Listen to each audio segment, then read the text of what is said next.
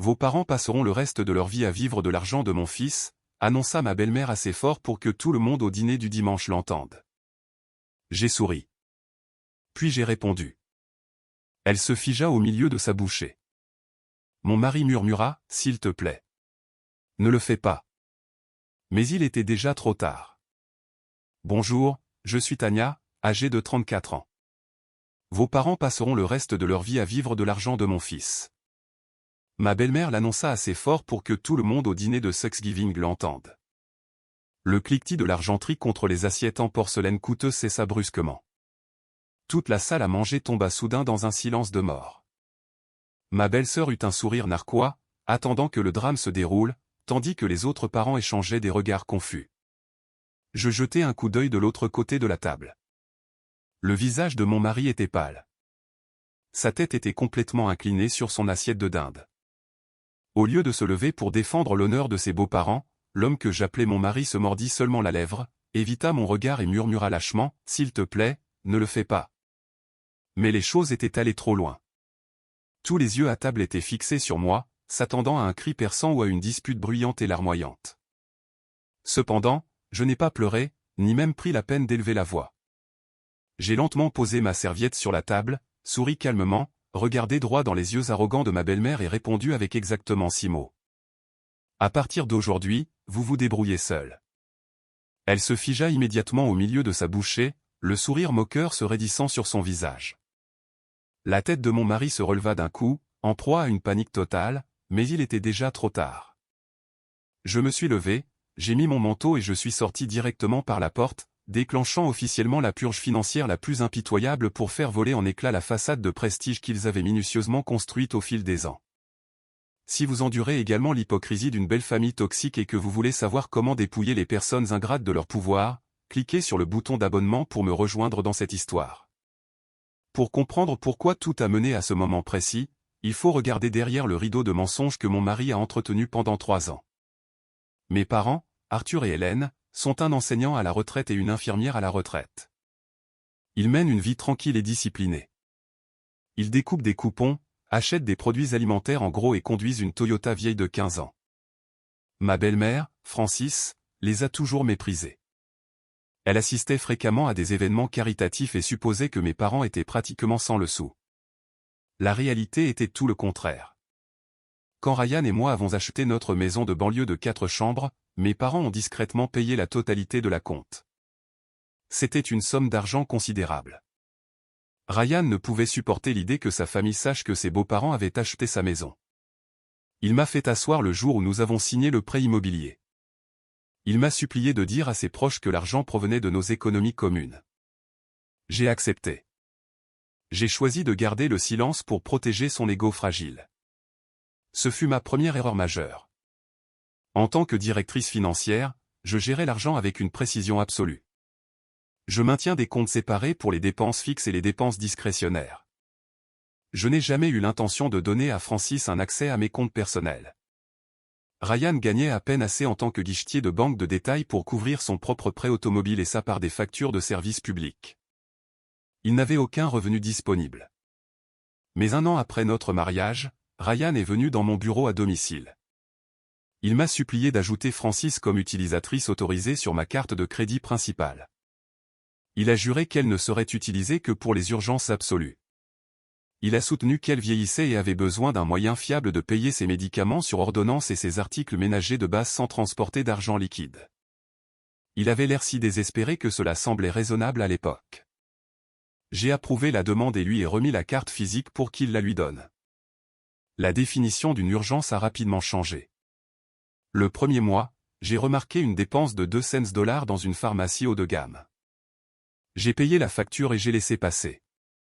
Le deuxième mois, l'historique des transactions a changé de façon spectaculaire. La carte a été utilisée dans un spa de luxe pour 4 cents $. 2 semaines plus tard, un prélèvement récurrent est apparu pour une adhésion à un country club. Puis vinrent les sorties de golf hebdomadaires, les déjeuners coûteux et les virées shopping dans des boutiques haut de gamme. Francis finançait activement un style de vie riche en utilisant mes dépôts directs. J'ai confronté Ryan le jour même où la première facture du country club est arrivée par la poste. J'ai imprimé le relevé, surligner les frais et les poser sur l'îlot de la cuisine. J'ai exigé une explication immédiate. Au lieu de prendre le téléphone pour fixer des limites avec sa mère, Ryan a paniqué. Il a fait les 100 pas dans la cuisine, se frottant les tempes, et a commencé à trouver des excuses. Il a affirmé que Francis avait eu une vie difficile et avait besoin de sauver les apparences auprès de son cercle social aisé. Il a dit que la confronter provoquerait une énorme rupture familiale qu'il ne pourrait pas gérer. Ryan a vécu toute sa vie juste pour lui plaire. Il était terrifié par sa désapprobation. Il m'a supplié de laisser passer les frais. Il a promis qu'il prendrait des quarts de travail le week-end à la banque pour me rembourser les dépenses de sa mère. Il n'a jamais travaillé un seul week-end. J'ai continué à payer les soldes des cartes de crédit parce que je gagnais plus qu'assez pour les couvrir et que je voulais simplement la paix dans ma maison. Je ne voulais pas me disputer pour de l'argent tous les soirs. Mais Francis a pris mon silence pour de la faiblesse. Parce que Ryan prétendait que la maison avait été achetée avec des économies communes, et parce qu'il lui avait physiquement remis la carte de crédit, elle croyait sincèrement que son fils était le seul pourvoyeur de fonds. Elle croyait fermement que mon revenu n'était que de l'argent de poche insignifiant. Cette illusion alimentait son arrogance. Elle a commencé à faire des remarques passives et agressives lors des réunions de famille. Elle jetait un coup d'œil à la vieille voiture de ma mère et proposait de payer un taxi pour que mes parents ne tombent pas en panne. Elle m'offrait ses vêtements de marque démodée, prétendant faire une œuvre de charité. Elle louait constamment Ryan devant la famille élargie pour son travail incroyablement dur pour subvenir aux besoins de tout le monde. J'ai ravalé ma colère à chaque fois. J'ai gardé le secret pour maintenir la façade dont Ryan avait si désespérément besoin. J'ai payé pour sa vie de luxe pendant qu'elle insultait régulièrement mes parents de sang. Jeudi soir dernier, dans la salle à manger de Francis recouverte d'une nappe en soie coûteuse, ma patience a officiellement touché le fond. La soirée était censée être une célébration de la survie. Plus tôt cette année, ma mère a reçu un diagnostic médical dévastateur. Elle a passé les 8 derniers mois à lutter contre une forme grave de cancer. Ce fut un processus exténuant de chimiothérapie, de radiothérapie et de visites hospitalières sans fin qui a complètement épuisé mes 2 parents. Ils ont sacrifié leurs économies de retraite pour couvrir les frais médicaux non remboursés. Il y a 2 semaines, son oncologue nous a finalement donné la nouvelle que nous avions prié d'entendre. Elle était officiellement en rémission. Pour célébrer cette étape majeure, j'ai acheté une retraite de bien-être et de récupération de 2 semaines pour elle et mon père. C'était un forfait santé premium dans un complexe spécialisé. J'ai payé la totalité du voyage en utilisant ma prime d'entreprise annuelle. C'était un cadeau de guérison, quelque chose dont ils avaient désespérément besoin. J'ai remis l'enveloppe de voyage à ma mère dans le salon de Francis juste 1 heure avant le début du dîner. Francis était assise sur le canapé à proximité. Elle a observé attentivement ma mère ouvrir l'enveloppe et lire l'itinéraire à voix haute. Francis a vu le nom du complexe. Elle a immédiatement reconnu la marque de luxe. Sa posture s'est instantanément raidie comme si elle avait été physiquement frappée. J'ai vu ses yeux se plisser alors qu'elle calculait le coût exorbitant du voyage. Un vif éclair de jalousie a traversé son visage. Elle n'a pas offert un seul mot de félicitation ou de soulagement concernant la survie de ma mère à une maladie aussi brutale. Au lieu de cela, elle a pincé les lèvres, a laissé échapper un bref ricanement et s'est éloignée dans la cuisine. Quand nous nous sommes finalement assis à la grande table à manger, l'atmosphère était lourde. Les parents se passaient des assiettes de dinde et engageaient des conversations informelles. Francis était assise en bout de table, sirotant son vin. Elle a stratégiquement orienté la discussion de groupe vers le sujet de la stabilité financière, des fardeaux de la vie moderne et des obligations familiales. Je savais exactement ce qu'elle faisait. Elle tendait un piège. À mi-chemin du plat principal, Francis a pris son verre de vin. Elle a tapé sa cuillère en argent contre le bord en cristal pour attirer l'attention de tout le monde. La pièce est devenue silencieuse. Elle s'est levée lentement, lissant le devant de sa robe. Elle a balayé du regard la table, s'assurant que chaque parent prêtait attention. Puis elle a affiché un sourire passif-agressif parfaitement étudié. Elle a levé son verre en l'air. Certains parents ont une chance incroyable, a déclaré Francis, sa voix dégoulinant d'une douceur artificielle. Ils n'ont jamais à s'inquiéter d'une seule chose pendant leur retraite parce que le mari de leur fille paie absolument tout. Après avoir prononcé cette phrase, elle a tourné la tête et m'a regardé droit dans les yeux. C'était une insulte publique, délibérée et calculée. Elle rejetait complètement ma carrière, s'attribuait le mérite de mon argent et qualifiait ma mère survivante du cancer de parasite financier se nourrissant de la richesse inexistante de Ryan. L'audace de sa déclaration a paralysé la pièce. J'ai tourné la tête et j'ai regardé droit vers Ryan. Il était assis juste à côté de moi. C'était le moment décisif de tout notre mariage. Il connaissait la vérité absolue. Il savait que mes parents avaient acheté notre maison. Il savait que je finançais le style de vie de sa mère au country club. Il savait que ma prime avait payé pour la retraite médicale. Tout ce qu'il avait à faire était de parler. Il avait juste besoin de dire une phrase pour corriger sa mère et défendre ma famille. J'ai attendu qu'il agisse. J'ai attendu qu'il donne enfin la priorité à notre mariage plutôt qu'à l'approbation de sa mère. J'avais juste besoin qu'il montre une once de courage. Au lieu de défendre la vérité, Ryan s'est physiquement ratatiné sur sa chaise. Sa peur profonde de sa mère a dominé tout sentiment de loyauté qu'il avait envers moi. Il a baissé la tête, fixant d'un air absent son assiette de nourriture. Il a refusé de croiser mon regard. Il s'est juste mordu la lèvre et a murmuré une lâche supplique pour que je reste silencieuse. À cette fraction de seconde, le respect qui me restait pour mon mari s'est complètement évaporé. J'ai réalisé que sa lâcheté était incurable. Je n'ai pas crié. Je ne me suis pas disputé. J'ai simplement posé ma serviette sur la table, souri froidement à Francis et prononcé ma réponse finale. À partir d'aujourd'hui, vous vous débrouillez seul. J'ai reculé ma chaise, me suis levé, j'ai pris mon manteau et je suis sorti directement par la porte d'entrée. Un silence glacial a rempli la voiture alors que je conduisais seul sur l'autoroute le soir de Thanksgiving. L'horloge du tableau de bord brillait doucement, marquant les kilomètres qui passaient. Je n'ai pas allumé la radio pour noyer mes pensées. Je n'ai pas versé une seule larme. Les femmes dans ma situation pleurent, crient ou frappent le volant de frustration. Je n'ai ressenti aucune de ces émotions. J'ai seulement ressenti un sentiment profond et cristallin de soulagement absolu. La colère silencieuse qui s'était accumulée en moi au cours des 3 dernières années a simplement disparu. Elle a été instantanément remplacée par la logique froide et calculatrice d'une directrice financière. Ryan a choisi sa mère plutôt que notre mariage et la dignité de ma famille. Il a pris sa décision devant une douzaine de personnes. Maintenant, je devais prendre la mienne. Je me suis garé dans l'allée de la grande maison que mes parents avaient payée. La propriété était complètement sombre et entièrement silencieuse. J'ai déverrouillé la lourde porte d'entrée et je suis entré dans le couloir vide. Je n'ai pas pris la peine d'allumer les lumières du salon principal.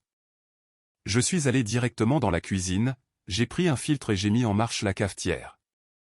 J'avais besoin de caféine. Je devais rester parfaitement alerte pour la tâche à venir.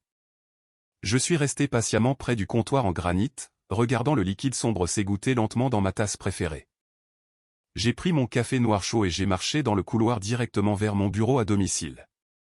J'ai posé la tasse sur le bureau en bois et j'ai ouvert mon ordinateur portable. L'écran lumineux éclairait la pièce sombre et silencieuse. Je ne jouais plus le rôle épuisant de la belle épouse accommodante. J'étais une directrice financière et j'étais sur le point d'exécuter une restructuration d'entreprise massive dans mon propre foyer. Je me suis connecté à mon portail bancaire principal. Le tableau de bord principal s'est chargé, affichant le solde de ma carte de crédit platine. J'ai cliqué sur les paramètres du compte et j'ai navigué directement vers l'onglet de gestion des titulaires de carte. Le système affichait le titulaire du compte principal, moi, et l'unique utilisateur autorisé, Francis. J'ai fixé son nom sur l'écran pendant quelques secondes. J'ai pensé aux milliers de dollars qu'elle avait dépensés en prétendant être une riche matriarche. J'ai déplacé le curseur sur le bouton « Supprimer l'utilisateur autorisé ». J'ai cliqué fermement. Une invite de confirmation est apparue, m'avertissant que la carte secondaire serait désactivée immédiatement. J'ai cliqué sur « Confirmer ». En moins de 5 secondes, le morceau de plastique physique qui se trouvait dans le portefeuille de créateur de Francis est devenu complètement inutile. Ensuite, j'ai ouvert le tableau de bord des paiements récurrents. Il était temps d'éliminer les passifs financiers inutiles. J'ai parcouru la longue liste des prélèvements automatiques mensuels. J'ai localisé le mandat de prélèvement automatique pour le country club local. J'ai cliqué sur « Annuler » et j'ai supprimé le marchand de ma liste approuvée. J'ai descendu la liste et j'ai trouvé l'abonnement au spa de luxe. J'ai également annulé ce prélèvement automatique. J'ai examiné chaque abonnement premium actif, chaque adhésion et chaque prélèvement récurrent associé à Francis et je les ai résiliés un par un. J'ai regardé les sorties mensuelles prévues chuter considérablement à chaque clic de souris. Le pipeline financier était officiellement coupé. La dernière étape nécessitait un calcul précis. J'ai ouvert un nouvel onglet et je me suis connecté au compte chèque joint que je partageais avec Ryan. J'ai ouvert une feuille de calcul numérique à côté de la fenêtre du navigateur. Je n'ai pas simplement vidé le compte par pure méchanceté. Ce serait désordonné et peu professionnel. Je fonctionne strictement avec des faits et des chiffres exacts. J'ai consulté l'historique récent des transactions. J'ai calculé le montant exact du dépôt de paie que j'avais reçu il y a seulement 2 jours. Ensuite, j'ai ajouté mes contributions fixes exactes pour le prochain paiement hypothécaire, les impôts fonciers et les factures de services publics partagés. J'ai totalisé la somme exacte jusqu'au dernier centime.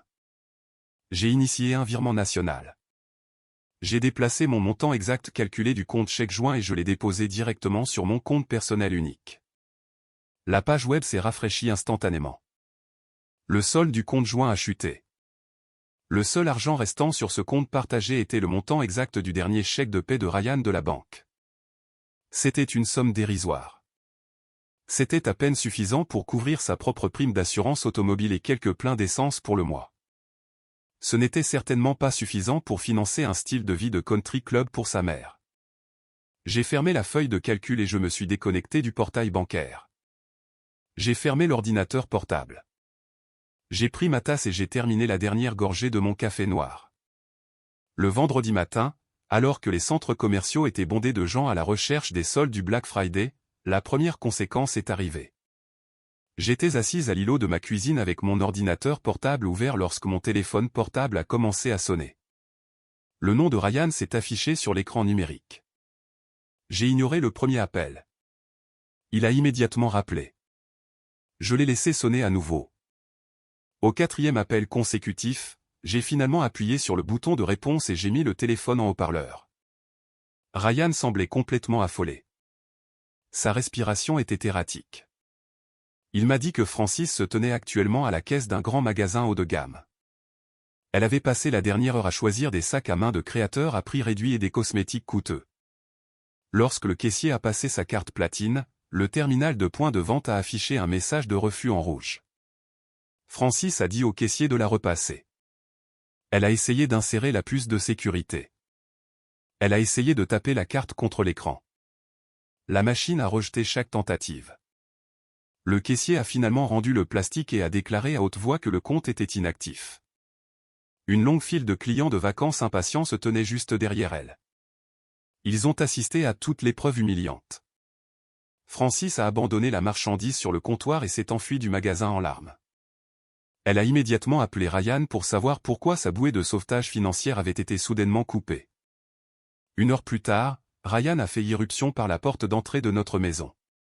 Il n'a pas pris la peine d'enlever son manteau d'hiver ou ses chaussures. Son visage était rouge et sa mâchoire était serrée. Il a marché droit dans la cuisine et a claqué ses clés de voiture sur le comptoir en granit. Il a complètement perdu son sang-froid.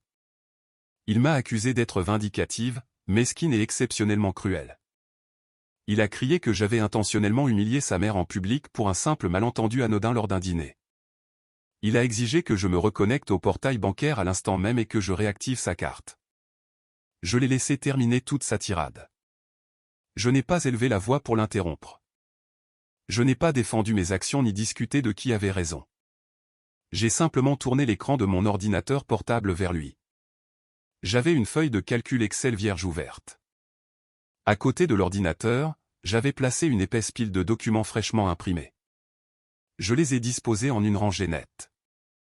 D'abord, il y avait son relevé bancaire individuel.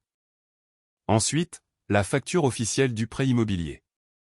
À côté, j'ai placé l'évaluation de l'impôt foncier, la facture de la prime d'assurance automobile et les relevés mensuels des services publics.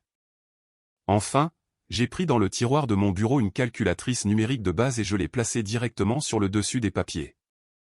Je ne réactive pas la carte, ai-je dit calmement, en maintenant un contact visuel direct. Puisque ta mère croit fermement que tu paies pour tout, il est temps que tu le fasses réellement. Assieds-toi. Nous allons calculer ton nouveau budget. Ryan me fixa, complètement confus par mon calme. Il a à contre-cœur tiré un tabouret de bar et s'est assis. Je lui ai tendu le relevé bancaire imprimé montrant son dépôt direct mensuel exact de son travail de guichetier de banque. Tape ton salaire net mensuel total, ai-je ordonné. Il a hésité une seconde, puis a tapé $3200 dans la calculatrice. Maintenant, soustrais ta moitié du prêt immobilier, ai-je dit, en faisant glisser la facture du logement sur le comptoir vers lui. Il a appuyé sur le bouton, soustrayant 1400 $. Soustrais ta moitié de la prime d'assurance. Il a tapé moins $350. Soustrais ta moitié de l'électricité, du gaz et de l'eau. Il a tapé moins $250. Je lui ai tendu une feuille de bloc-notes vierge et un stylo. Maintenant, regarde le solde restant.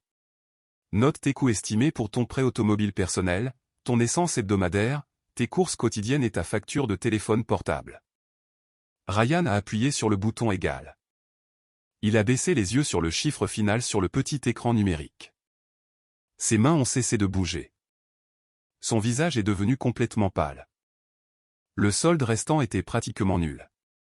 Ce n'était même pas assez pour couvrir un seul après-midi au spa pour Francis, sans parler de financer son adhésion mensuelle au country club. Il a fixé l'écran lumineux en silence absolu. La gravité de sa réalité financière l'a finalement écrasé. Le lourd fardeau de subvenir réellement aux besoins de sa mère reposait désormais entièrement sur ses épaules. Le dimanche après-midi, la situation avait été complètement déformée par Francis en un récit fabriqué où une belle-fille cruelle interdisait activement à son fils de remplir ses devoirs filiaux et les rumeurs se sont rapidement propagées à la famille élargie. Mon téléphone a vibré sur le comptoir de la cuisine. C'était un message texte direct de la tante aînée de Ryan. Elle a envoyé un immense paragraphe me réprimandant d'être excessivement contrôlante, égoïste et ouvertement irrespectueuse envers mes aînés. Elle a déclaré que Francis l'avait appelée en pleurant hystériquement ce matin-là. La tante m'a accusé de piéger financièrement Ryan, de surveiller ses moindres gestes et de le forcer à abandonner sa propre mère juste pour satisfaire mon ego. Elle m'a rappelé que Ryan travaillait incroyablement dur à la banque, gagnant prétendument un salaire énorme, et avait tout à fait le droit de dépenser son propre argent durement gagné pour gâter la femme qu'il avait élevée. Elle a exigé que je m'excuse immédiatement auprès de Francis et que j'arrête d'interférer avec leur lien mère-fils. Je n'ai pas tapé de réponse défensive à son message privé. Je n'ai pas essayé d'expliquer ma version de l'histoire ou de discuter avec sa logique erronée. Discuter avec des parents éloignés qui fonctionnent strictement sur l'émotion aveugle est une perte de temps et d'énergie complète. En tant que professionnel de la finance, je préfère laisser les données concrètes parler d'elles-mêmes. J'ai pris mon téléphone et j'ai ouvert mon application bancaire mobile. Je n'ai pas téléchargé le relevé bancaire complet de plusieurs pages comme je l'avais fait lors de ma confrontation avec Ryan. Ce serait accablant et inutile pour ce public spécifique. Au lieu de cela, j'ai soigneusement cherché dans l'historique des transactions et sélectionné exactement 5 transactions spécifiques du mois passé. J'ai pris 5 captures d'écran nettes et en haute résolution. J'ai utilisé l'outil d'édition numérique de mon téléphone pour dessiner une épaisse boîte noire sur mes numéros de routage et de compte personnel afin de protéger ma vie privée. Ensuite, j'ai utilisé un marqueur numérique rouge vif pour encercler les noms des marchands, les dates des transactions et les montants exacts des transactions afin de m'assurer qu'il n'y avait aucune place à une mauvaise interprétation. La première capture d'écran affichait clairement une dépense de $450 dans un spa de luxe. La deuxième image montrait un paiement de $275 pour des green faits premium dans un club de golf local. La troisième était un reçu d'achat de Nordstrom totalisant $600. La quatrième mettait en évidence la cotisation mensuelle récurrente pour le country club exclusif. La cinquième et dernière capture d'écran était une note de restaurant d'un restaurant de fruits de mer 5 étoiles pour près de $300. Chaque image montrait clairement mon nom imprimé tout en haut du relevé de facturation officiel. J'ai ouvert le chat de groupe principal de la famille. Cet espace numérique incluait Ryan, Francis, ma belle-sœur Aileen, et chaque oncle et tante de son côté de la famille. J'ai téléchargé les 5 images caviardées directement dans le fil de discussion. Je n'ai pas écrit un long paragraphe émotionnel pour défendre mon caractère. J'ai tapé exactement une seule phrase pour accompagner les preuves financières. Ces dépenses ont toutes été payées à partir de mon compte de salaire personnel. À partir d'aujourd'hui, Ryan assumera cette responsabilité. J'ai appuyé sur envoyer. J'ai posé mon téléphone face contre terre sur le bureau en bois et je suis parti me verser un verre d'eau. Je n'ai pas attendu anxieusement la réaction immédiate. Quelques minutes plus tard, je suis revenu et j'ai pris l'appareil pour vérifier les accusés de lecture. Le petit texte au bas de l'écran indiquait que le message avait été livré et vu par chaque membre actif du groupe familial. Un silence absolu a suivi. Personne n'a tapé un seul mot. Le flux chaotique habituel de messages quotidiens, d'articles de presse partagés et de mises à jour familiales a complètement cessé. 10 minutes se sont écoulées sans une seule notification. Puis 15 minutes. Le silence numérique était incroyablement lourd. Finalement, après 20 longues minutes de calme absolu, une nouvelle notification de message est apparue sur mon écran. Elle provenait de la même tante qui m'avait grondé en privé quelques instants auparavant. Elle avait toujours été la plus grande partisane de Francis et croyait fermement que Ryan était un pourvoyeur de fonds très prospère. Son message dans le chat de groupe était bref et visiblement hésitant. « Attends, Ryan n'a vraiment rien payé de tout ça ?» Personne n'a répondu à sa question. Personne d'autre n'est intervenu pour défendre Francis. Ryan n'a pas tapé de réfutation pour sauver la face. Francis est restée complètement silencieuse dans le chat. À ce moment précis, le masque élaboré de richesse et de succès qu'ils avaient porté pendant des années s'est brisé en morceaux devant toute leur lignée. La vérité indéniable a finalement été exposée aux yeux de tous. L'illusion financière a été définitivement détruite. Un mois s'est écoulé et lorsque le cycle de facturation de la mi-décembre est arrivé, le rapport de force dans la famille a vraiment changé. La réalité de notre nouvel arrangement financier a finalement frappé Francis sous la forme d'une lettre physique. Le facteur a livré une épaisse enveloppe à sa maison portant le logo en relief doré de son country club exclusif. À l'intérieur de l'enveloppe se trouvait un avis de suspension poli mais ferme. Son compte était officiellement gelé en raison de cotisations impayées. La lettre indiquait explicitement qu'il lui était interdit d'entrer dans la salle à manger, d'utiliser les installations du terrain de golf ou d'assister au gala de charité de fin d'année très attendu. Francis a paniqué. Elle a immédiatement appelé Ryan. Elle a exigé qu'il contacte le service de facturation, paie le solde impayé et rétablisse sa position sociale avant que ses amis riches ne remarquent son absence. Elle a dû mentir à son cercle social, prétendant qu'elle souffrait d'une grave grippe hivernale pour cacher la vérité humiliante. Elle refusait toujours d'accepter que la source inépuisable d'argent avait définitivement disparu. Ryan a désespérément essayé d'absorber l'impact financier massif. Il était déterminé à prouver qu'il pouvait gérer la responsabilité, mais le volume des dépenses de sa mère a rapidement étouffé son modeste salaire de guichetier de banque. Il a initié de sévères mesures d'austérité personnelle juste pour survivre au mois. Sa routine quotidienne a radicalement changé. Il a complètement cessé de rejoindre ses collègues pour leur déjeuner au restaurant habituel. Au lieu de cela, il se réveillait 20 minutes plus tôt chaque matin pour emballer des sandwichs froids à la charcuterie et de l'eau du robinet dans un contenant réutilisable, mangeant seul dans sa voiture garée pour cacher sa soudaine pauvreté. Il s'est connecté à notre console de télévision et a annulé ses forfaits sportifs premium et son abonnement Netflix, essayant désespérément de récupérer $20 par-ci et $30 par-là. Lorsque ces coupes mineures dans son style de vie se sont avérées radicalement insuffisantes pour couvrir les demandes de Francis et sa moitié exacte de notre prêt immobilier, Ryan a eu recours à la liquidation de ses propres biens. Un soir, je suis passé devant la chambre d'amis et je l'ai vu nettoyer soigneusement sa smartwatch premium. Il a pris plusieurs photos de l'appareil sous la lampe de bureau. Quelques jours plus tard, il a emballé la montre dans une petite boîte d'expédition en carton et a imprimé une étiquette d'envoi. Il l'a vendue à un inconnu en ligne pour une fraction de sa valeur de détail originale juste pour rassembler assez d'argent pour couvrir la facture de spa de luxe en retard de sa mère et éviter ses appels téléphoniques larmoyants. Le stress immense de ce jonglage financier quotidien a commencé à le détériorer physiquement. Des cernes sombres se sont installées en permanence sous ses yeux. Il a perdu du poids. Il a cessé de parler pendant le dîner, choisissant plutôt de fixer d'un air absent l'écran de son téléphone, rafraîchissant constamment son application bancaire mobile dans l'espoir de trouver une erreur d'écriture en sa faveur.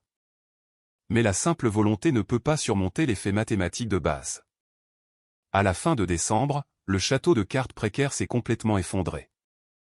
Ryan avait discrètement ouvert une nouvelle carte de crédit avec un taux d'intérêt prédateur de 24% pour financer temporairement le style de vie de Francis, en supposant qu'il pourrait la rembourser progressivement.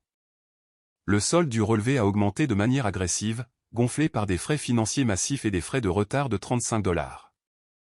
La date d'échéance officielle est arrivée et son compte chèque était entièrement vide. Il a complètement manqué le paiement. 30 jours plus tard, la situation est passée d'une lutte privée à un échec financier documenté. L'émetteur de la carte de crédit a officiellement signalé le paiement minimum manqué aux agences nationales de crédit. C'était la première marque de retard de 30 jours de toute sa vie d'adulte. Quelques jours après le dépôt du rapport, une alerte automatisée a vibré sur son téléphone portable. Sa cote de crédit, auparavant excellente, a subi une chute catastrophique. La baisse numérique a été sévère et immédiate. J'étais assise à l'îlot de la cuisine, examinant tranquillement mes propres portefeuilles d'investissement impeccables, tandis que Ryan était assis sur le canapé du salon, fixant l'alerte de crédit sur son écran. Il avait l'air complètement vaincu. Une cote de crédit endommagée en Amérique est une lourde chaîne. Il savait que la chute le disqualifiait instantanément des taux d'intérêt favorables, des futurs prêts automobiles ou de toute ligne de crédit d'urgence. Il était financièrement paralysé. Il ne m'a pas demandé d'aide. Il savait que ma banque était définitivement fermée. Dans ce silence suffocant, la réalité brutale l'a finalement submergé. Il a réalisé le prix catastrophique de sa lâcheté. Il avait activement sacrifié sa propre stabilité financière, sa tranquillité d'esprit et sa solvabilité juste pour protéger une illusion. Le lourd fardeau de la vanité de sa mère l'avait finalement écrasé, ne lui laissant absolument rien d'autre que des dettes et des regrets. Juste 3 jours avant Noël, la sonnette a retenti. J'ai traversé le couloir silencieux et j'ai regardé à travers la vitre. Francis se tenait sur mon porche. Elle ne ressemblait pas à la matriarche arrogante qui commandait habituellement la pièce lors des rassemblements de vacances. Elle portait un simple manteau de laine délavé au lieu de ses fourrures coûteuses caractéristiques. Sa posture était visiblement affaissée, et le maquillage lourd qu'elle portait normalement était complètement absent. Dans ses mains, elle portait une tarte aux pacanes fraîchement cuite dans un plat en verre et une petite boîte cadeau soigneusement emballée. Dans la culture américaine, arriver à l'improviste chez quelqu'un avec un produit de boulangerie fait maison est le geste ultime de la reddition totale. J'ai déverrouillé la porte et je l'ai ouverte. L'air glacial de l'hiver s'est engouffré dans le hall d'entrée. Francis n'a pas essayé de forcer le passage. Elle se tenait nerveusement sur le paillasson. Elle a regardé directement mes chaussures avant de lever lentement les yeux pour rencontrer les miens. « Tania, je suis si profondément désolé, » a dit Francis. Sa voix tremblait, complètement dépouillée de toute sa douceur artificielle habituelle. J'ai passé le dernier mois à penser à tout ce que j'ai dit et fait. J'étais complètement déplacé. Je me suis appuyé contre le cadre de la porte et j'ai attendu qu'elle continue. Je ne l'ai pas interrompu ni offert un renvoi poli pour soulager son inconfort. J'étais jalouse, a avoué Francis, sa voix tombant à un murmure silencieux. J'ai regardé tes parents, Arthur et Hélène, et j'ai vu une base solide et tranquille que je n'ai jamais eue. Je voulais me sentir importante. Je voulais me sentir riche et respectée par mon cercle social. Quand Ryan m'a donné cette carte de crédit, je me suis complètement perdu dans l'illusion que mon fils était ce pourvoyeur de fonds incroyablement prospère.